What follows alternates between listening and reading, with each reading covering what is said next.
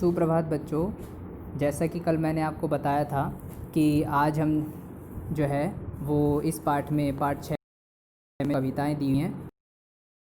ये समझेंगे कि कल हमने काम वाले शब्द कल कर लिए थे, तो अब इस पाठ के अंत में 2 कविताएं बची हैं, तो आज इनको अच्छे से समझेंगे। तो आइए शुरू करते हैं। पहली कविता है काले मेघा पानी दे। तो ये भी बारिश से संबंधित एक कविता है।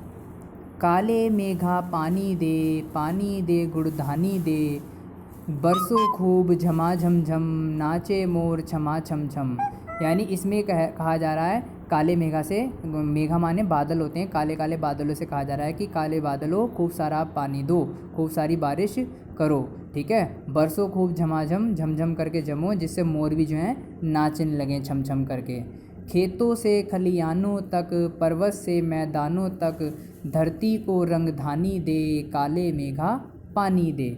यानी इसमें कहा जा रहा है कि खेतों से लेकर जहाँ तक खेत हैं या पहाड़ हैं या मैदान है, सब जगह खूब बारिश करो, धरती को बिल्कुल हरा रंग बिरंगा कर दो, क्योंकि जब बहुत सारी बारिश होगी तो खेत खलियान पेड़ पौधे सब भरी आएंगे, फूल खिली आएंगे, तो रंग बिरंगी हो जाएगी धरती। और इस तरीके से आप इतनी बारिश करो, यानी काले मेघा पानी दो।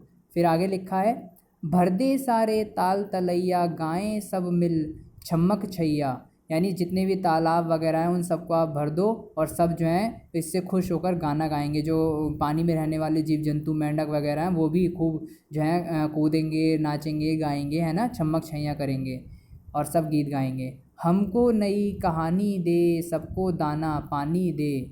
यानी कि हम सबके लिए एक नई कहानी बन जाएगी बारिश होने से, और सबको आपको, क्योंकि जब आप खेतों में बारिश करोगे तो बहुत सारी फसल उगेंगी, अनाज उगेगा, जिससे फिर हम लोग खा सकते हैं और अपना पेट भर सकते हैं। और पानी तो हमें मिलेगा ही पीने के लिए, जब बहुत सारी बारिश होगी सारे तालाब कुएँ सब भर जाएंगे। तो पानी दे जिंदगानी दे, काले मेघा पानी दे। पानी से ही हमारी ज़िंदगी है, बिना पानी के तो हम रह ही नहीं सकते, है ना, कि पानी हमें जब प्यास लगती है तो हमें पानी पीने के लिए ज़रूरी होता है। तो इसीलिए कहा जा रहा है कि पानी दे जिंदगानी दे, काली मेघा पानी दे।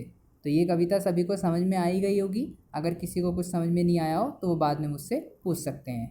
अब दूसरी कविता देखते हैं, सावन का गीत। सावन, क्योंकि सावन का महीना अभी अभी ख़त्म हुआ है और बरसात में सावन के महीने से शुरू भी होती है, तो सावन का गीत ज़रूर गाए जाते हैं बरसात के दिनों में। तो उसी से संबंधित ये कविता है। सावन का झूला इस बार इतना बड़ा डालना, जिसमें समा जाए संसार। यानी इसमें कहा जा रहा है कि सावन के महीने में क्या होता है, तीज त्यौहार के दिन जब तीजों का त्यौहार आता है तो झूले डाले जाते हैं और सब बच्चे उसमें, या सब जो हैं सब लोग उसमें झूला झूलते हैं। तो कहा जा रहा है कि सावन का झूला इस बार बहुत बड़ा डालना, कि जिसमें सारा संसार समा जाए। उस डाली पर जो फैली है आसमान के पार। यानी उस डाली पर डालना जो बहुत दूर तक जा रही है, पेड़ की उस डाली पर डालने के लिए कहा जा रहा है, जो बहुत ही लंबी है, आसमान के पार जा रही है। उसकी तुलना ऐसे की जा रही है कि वो आसमान को भी पार कर रही है, यानी काफ़ी बड़ी होगी।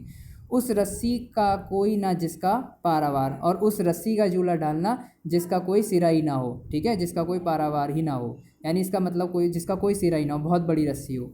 एक पैंग में मंगल ग्रह के द्वार और दूसरी में एकदम से अंतरिक्ष के पार। यानी उसके सिरे इतने बड़े कर दिए कि जो दूसरे ग्रह होते हैं, कि एक सिरा उसका मंगल ग्रह तक पहुंच जाए और दूसरा अंतरिक्ष के पार चला जाए। अंतरिक्ष वो होता है जहाँ पे सूरज, चंद्रमा, तारे, सितारे वगैरह रहते हैं, तो वहाँ के लिए बात की गई है।